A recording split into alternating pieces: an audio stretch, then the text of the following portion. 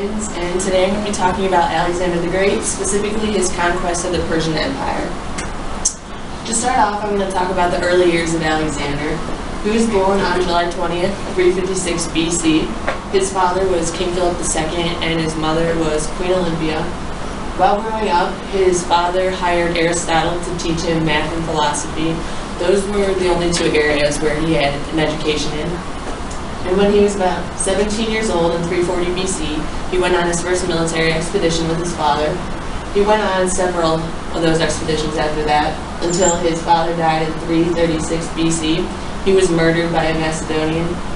And before he died, he had in mind invading the Persian Empire for several years. So when he died, Alexander wanted to finish what he started, and he wanted to seize the throne. So the conquest of the Persian Empire began in 334 BC when Alexander crossed over Hellespont, which is a water passage on the border of the Persian Empire, and that is right there. There were three major battles in the conquest of the Persian Empire. The first was the Battle of Granicus, the second was the Battle of Issus, and then the third was the Battle of Gaugamela. So the Battle of Granicus was the first battle, and it was fought in the northwestern Asia Minor by the river Granicus, hence why it's called the Battle of Granicus. The Persians lined up on one side of the river, and Alexander and his men lined up on the other. When it started, Alexander and his men jumped in the water, and they went over to the Persians. This threw off the Persians because they struggled to find their position. They didn't know how to react.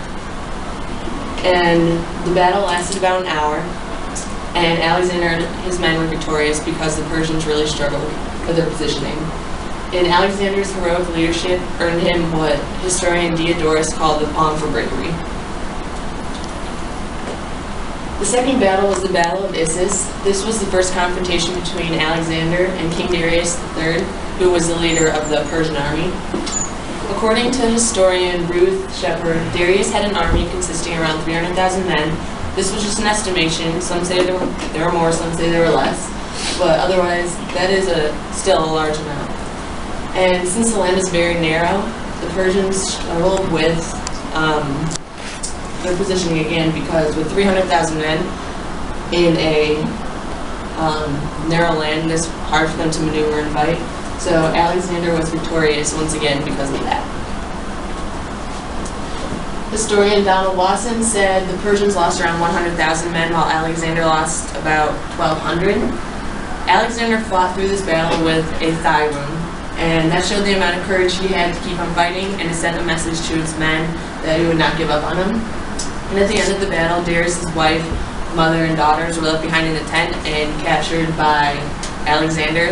Once Darius found out, he offered Alexander half the throne, but he declined, and this is what led to the third battle, which was the Battle of Gaugamela.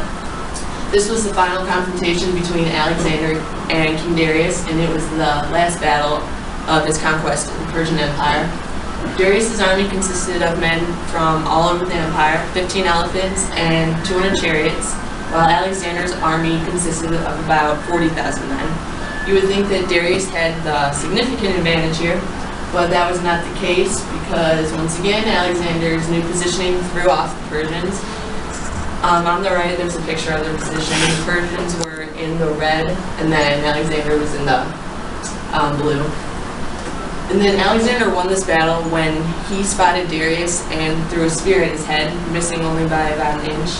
And it was at that moment that Darius realized a win was not in reach, so he fled, and then the rest of his army fled. So Alexander was victorious, and he became one of the best military leaders of all time with that victory. He earned the palm for bravery in the Battle of Granicus, fought through a serious thigh wound in the Battle of Issus, and he called out some of his men in the Battle of Gaugamela, pointing out their bravery, just to show them that they're appreciated. And then there are all my references that I used.